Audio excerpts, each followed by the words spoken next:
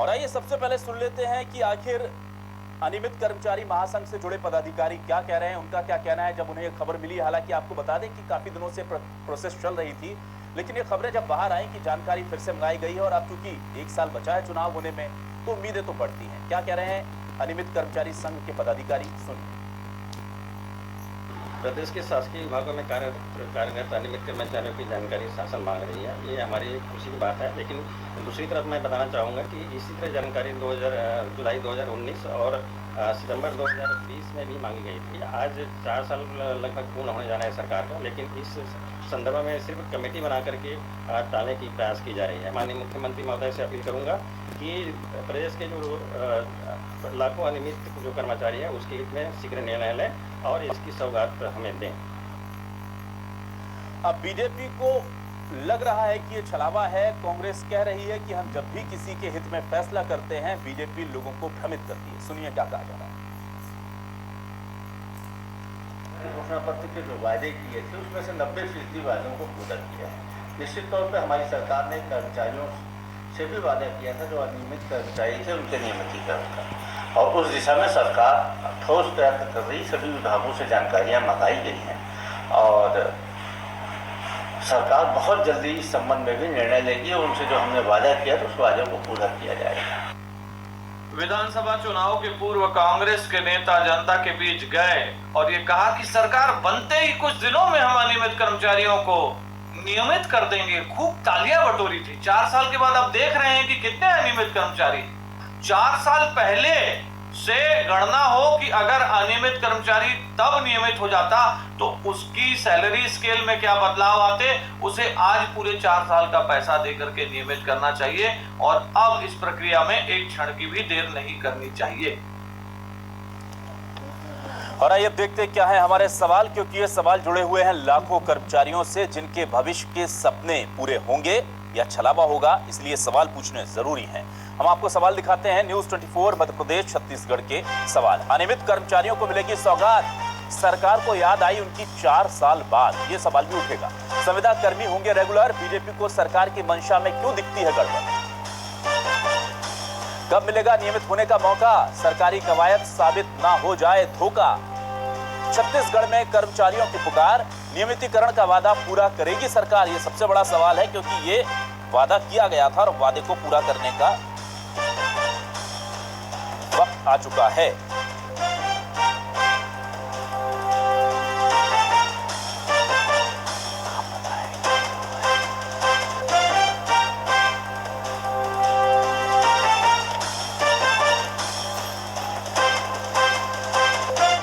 और आइए अब मेहमानों का रुख कर लेते हैं। हमारे साथ मेहमान जुड़े हुए हैं खास। हमारे साथ आज अनियमित कर्मचारी महासंघ के नेता गोपाल साहू जी जुड़े हुए हैं। गोपाल जी, स्वागत करता हूं आपका न्यूज 24 मध्य प्रदेश छत्तीसगढ़ के इस खास डिबेट में। हमारे साथ बीजेपी से वरिष्ठ नेता श्रीचंद सुंदरानी जी जुड़े हुए हैं। सुंदरानी जी, बहुत बहुत स्वागत है आपका। और हमारे साथ जल्द ही कांग्रेस से भी एक वरिष्ठ नेता जुड़ेंगे एज अ गेस्ट, उनका भी मैं एडवांस में वेलकम कर देता हूँ। गोपाल साहू जी, सबसे पहले ये बताइए, ये कहा जा रहा है कि पहले भी इस तरह की कवायदें हुई हैं, इस तरह की प्रक्रियाएं हुई हैं जो अंजाम तक नहीं पहुंची हैं। इस बार आपको कितनी उम्मीद है, कितने आशान्वित हैं कर्मचारी?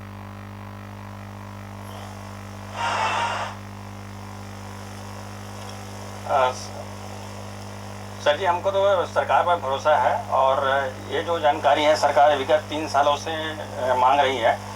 हमारी बदकिस्मती है या फिर इस प्रदेश की बदकिस्मती है कि यहाँ पर के जो लाखों अनियमित कर्मचारी हैं, जो आज 4 साल हो गए इस सरकार को, और इसने खुद हमारे मंच में आके कमिटमेंट किया था और वादा किया था कि हमारे सरकार आएगी तो प्राथमिकता के आधार पर 10 दिन में प्रदेश के अनियमित कर्मचारियों को नियमित करेंगे। लेकिन आज 4 साल होने जा रहा है, सरकार किसी प्रकार की सुध हमारी नहीं ले रही है। और आज का जब समाचार पत्र में इस तरह से खबर है, ये बिल्कुल हम इससे इत्तेफाक नहीं रखते हैं। हम सरकार के जो प्रयास है उससे स्वागत करते हैं, लेकिन ये इस प्रकार की एक गलतफहमी हमारे बीच पैदा करने की कोशिश कर रही है। यदि सरकार ईमानदारी से कुछ करना चाहते हैं तो ठोस रूप में किस प्रकार का कुछ एक्टिविटी करके दिखाएं।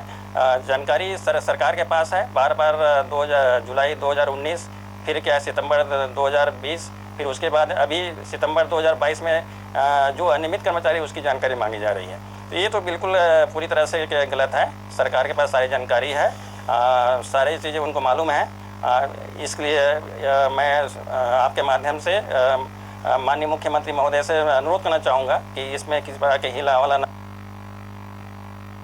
करते हुए किसी प्रकार का एक ठोस नीति प्रदेश के जो लाखों अनियमित कर्मचारी उसके लिए बनाया जाए।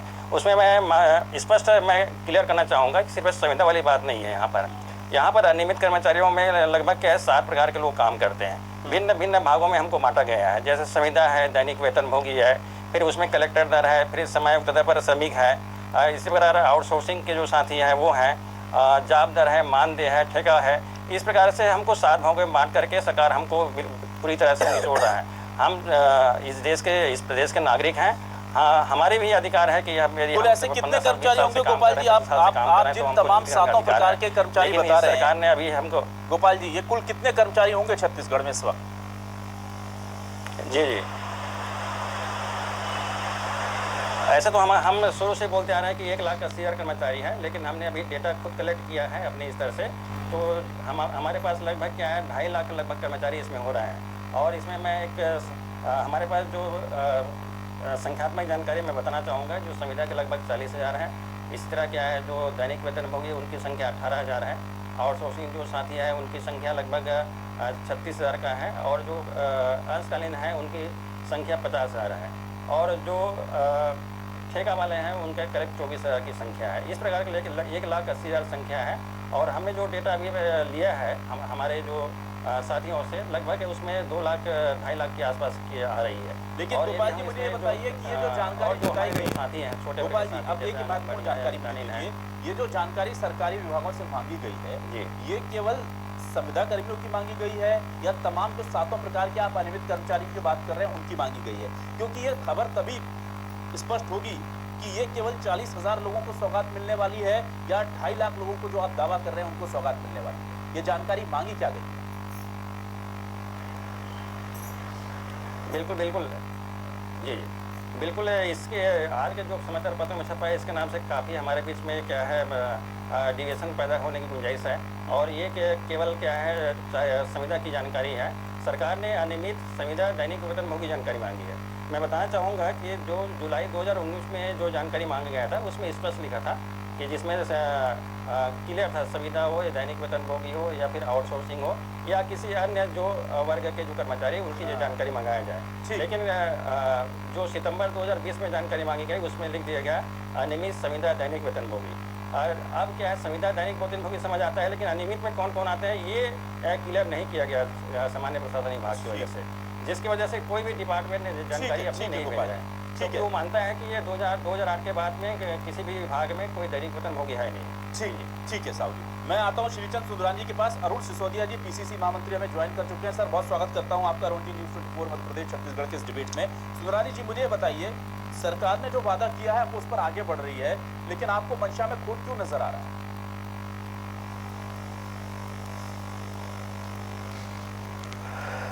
देखिए विलास जी, पिछले 4 साल हो गए इस सरकार को। इस सरकार ने अपने घोषणा पत्र में वादा किया था संविदा कर्मचारी, दैनिक वेतनभोगी कर्मचारी हो, चाहे आउटसोर्सिंग के कर्मचारी हो या ठेका प्रस्थापित कर्मचारी हो, सारे का नियमितीकरण करने की बात की थी। करीब 1,80,000 से 2.5 लाख 2.25 लाख के आसपास ये कर्मचारी होते हैं। और इन्होंने वादा किया था, घोषणा पत्र किया था, संकल्प पत्र किया था, जिन्होंने कहा था कि हम सरकार बनते ही इन सारे वादों को पूरा करेंगे। इनकी सरकार की नीयत में खोट है। ये सिर्फ 2019 से कमेटियां बना के हिला हवाला करके लोगों को गुमराह करने का काम करते हैं और भारतीय जनता पार्टी को कोसने का काम करते हैं। आज अगर मैं एक बात याद दिलाऊं आपको कि पिछले दिनों एक आंदोलन हुआ था धरना स्थल पे। विद्युत विभाग के संविदा कर्मचारी, दैनिक वेतनभोगी कर्मचारी थे जो धरने पे बैठे थे। उनको बलपूर्वक सुबह लाठीचार्ज करके इस सरकार ने हटाया, आंदोलन को समाप्त कराया, बसों में भर भर के उन कर्मचारियों को यहाँ से रवाना किया ताकि लोग इकट्ठे न हो पाए। ये सरकार ने दमन का नीति अपनाया, चाहे मितानिन की बात हो, आंगनबाड़ी के कार्यकर्ताओं की बात हो। तो और निश्चित रूप से वादे तो इन्होंने ऐसे किए थे, इनको उम्मीद ही नहीं थी कि सरकार इनकी बनेगी। लेकिन ये एक्सीडेंटल सरकार थी। एक जब सरकार बनने के बाद तब एक्सीडेंटल इनको बन गई है एहसास सर। हुआ कि इतना 36 मार्जिनली वादे आप लोगों किए को थे, एक तरफ 36 किया में उन्होंने। 6 वादे भी कांग्रेस एक्सीडेंट पार्टी भी अगर पूरे हुआ नहीं तो कर बड़ा पाई। बड़ा हादसा और नहीं हो 4 गया। साल और बार ये बात उठाते हैं कि हमने घोषणा की। सर ऐसे एक्सीडेंटल मत कहिए, जनमत है सर, ये जनता का आदेश है सर। आवाज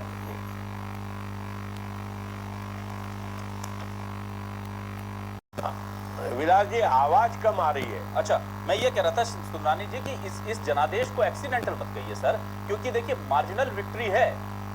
जो जिस स्थिति में बीजेपी छत्तीसगढ़ में पहुंची, इससे पहले कभी नहीं पहुंची। जनादेश को मैं एक्सीडेंटल विलास जी मैं इसलिए कहता हूँ जी विलास जी, एक्सीडेंटल सरकार इसलिए कहता हूं कि 15 साल की भारतीय जनता पार्टी की सरकार ने जो यहाँ पे काम किए, इन्होंने बढ़ चढ़कर वादे किए थे। इनको उम्मीद नहीं थी सरकार बनने की, बन गई, बड़े बहुमत से बन गई, 68 सीटों के साथ बन गई। बाद में 70-71 सीटें इनके पास हो गई। तो ये मधुमस्त हाथी में सवार होकर ये काम कर रहे हैं। इनको लगता है कि कितनी भी सीटें कम होगी तो कितनी कम होगी, 10 कम होगी, 20 कम होगी। ये इस मुगालते में जी रहे हैं। इनकी जमीन खसक चुकी है पूरे छत्तीसगढ़ में, ये चला चली की बेला में है। अब ये बचाने की कोशिश कर रहे हैं और ये इस प्रकार का गुमराह कर रहे हैं। मुझे नहीं लगता कि ये 2 लाख के 2.25 लाख 2.5 लाख के आसपास जो दैनिक वेतन, मैं अरुण जी के पास आना चाहूंगा। संविदा कर्मचारी है, इनमें 30-40 हजार लोगों को कर नियमितीकरण करने के बाद ये हाथ खड़े करेंगे, क्योंकि इनके पास पैसा। अरुण जी से पूछ लेता हूँ ना, अरुण जी है हमारे साथ, वो हमें जानकारी दे देंगे। अरुण जी देखिए, ये असमंजस है सरकार की नीयत पर। मैं सवाल नहीं उठाऊंगा क्योंकि आप प्रोसेस कर रहे हैं, बार बार कर रहे हैं। हो सकता है कि कोई दिक्कतें आपको तकनीकी आ रही हों, लेकिन असमंजस सबसे पहला तो यह है कि जब आपने वादा किया था तो क्या तमाम अनियमित कर्मचारियों का किया था, जिसमें कॉन्ट्रेक्चुअल या संविदा या दैनिक वेतनभोगी या आउटसोर्स तमाम लोग शामिल थे, या उस वक्त आपने केवल संविदा का किया था, या कोई 2 खास प्रकार के वर्गों का किया था? पहले तो ये स्पष्ट कर दें, और दूसरा स्पष्ट ये भी कर दें कि सर इस बार जो जानकारी मांगी गई है वो क्या तमाम लोगों को लेकर के मांगी गई है, या आप स्पेसिफिकली कुछ लोगों को रेगुलाइजेशन करने की प्रक्रिया को आगे बढ़ा रहे हैं?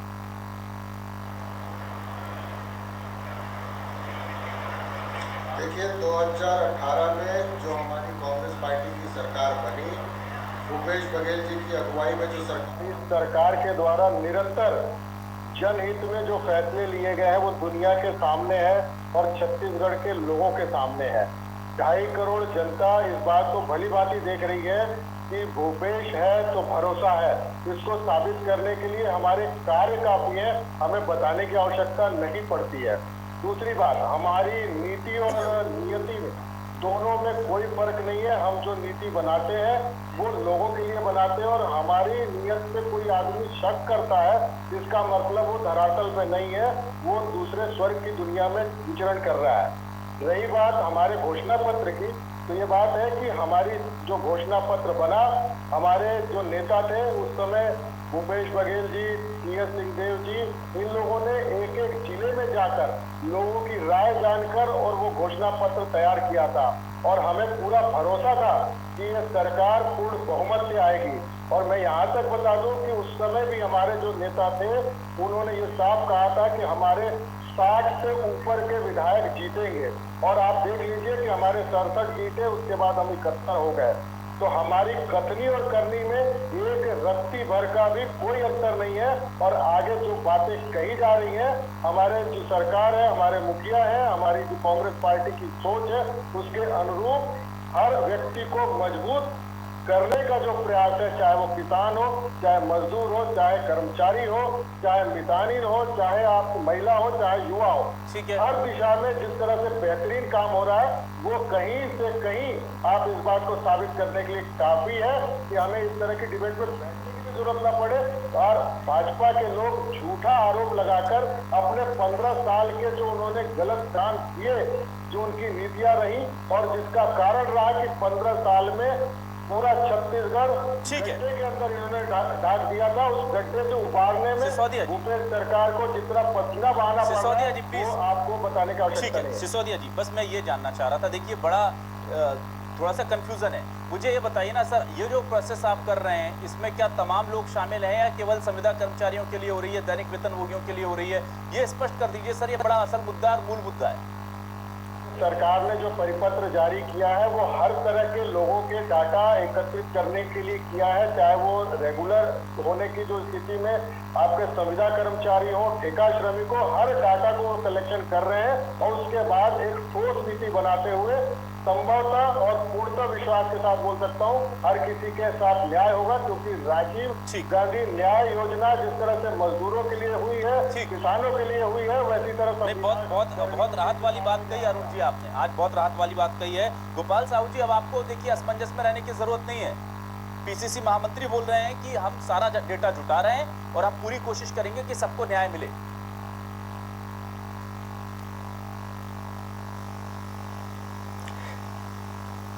सर इसमें मैं वही बोलना चाह रहा हूँ कि अभी जो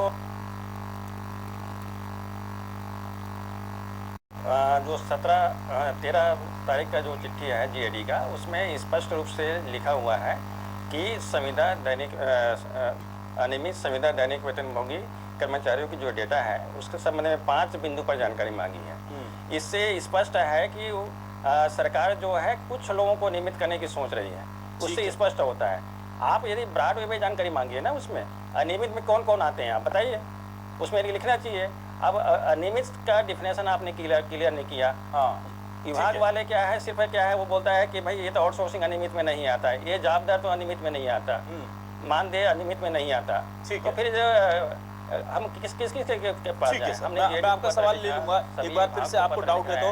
शीर्षन सुंदरानी जी, आपको क्या लगता है 30-40 हजार लोगों को तो नियमित करने जा रही है, इतना तो आपको भी लग रहा है ना अब सरकार? जी देखिए, कुछ ना कुछ खाना पूर्ति करेंगे ये लोग, क्योंकि इन्होंने हर वादे पे कुछ न कुछ खाना पूर्ति की। कोई भी वादा, एक भी वादा इन्होंने पूरे 4 साल में पूरा नहीं किया। जब इनको करना है तो सारे नियमित कर्मचारी, अनियमित कर्मचारियों को नियमित करना चाहिए, दैनिक वेतनभोगी को करना चाहिए, संविदा वालों को करना चाहिए, या आउटसोर्सिंग वालों को करना चाहिए। ये बात तो स्पष्ट घोषणा करे ना मुख्यमंत्री जी। 4 साल का समय हो गया, 4 साल पहले घोषणा हो जाती, 4 साल पहले नियमितीकरण हो जाता तो। जी बोलते रहिए सुंदरानी जी। और कोई भी वादा इन्होंने पूरा नहीं किया है। मैं अगर आज चाहूं अरुण जी से पूछूं कि 10 वादे गिना दे 36 में से, तो ये 10 वादे गिनाने की स्थिति में नहीं है। सिर्फ एक ही बात सिर्फ एक बात रजिस्ट्री का शुल्क 15 साल के भारतीय जनता पार्टी के शासन को आज सड़कों की हालत क्या है प्रदेश की? सिर्फ जुमलों की सरकार चलाने वाले लोग जो है इसी तरह की बात करते हैं। इस बात को ऐसे थम गया है, विकास के नाम से पैसे नहीं है, जुमलों की बात करते हैं।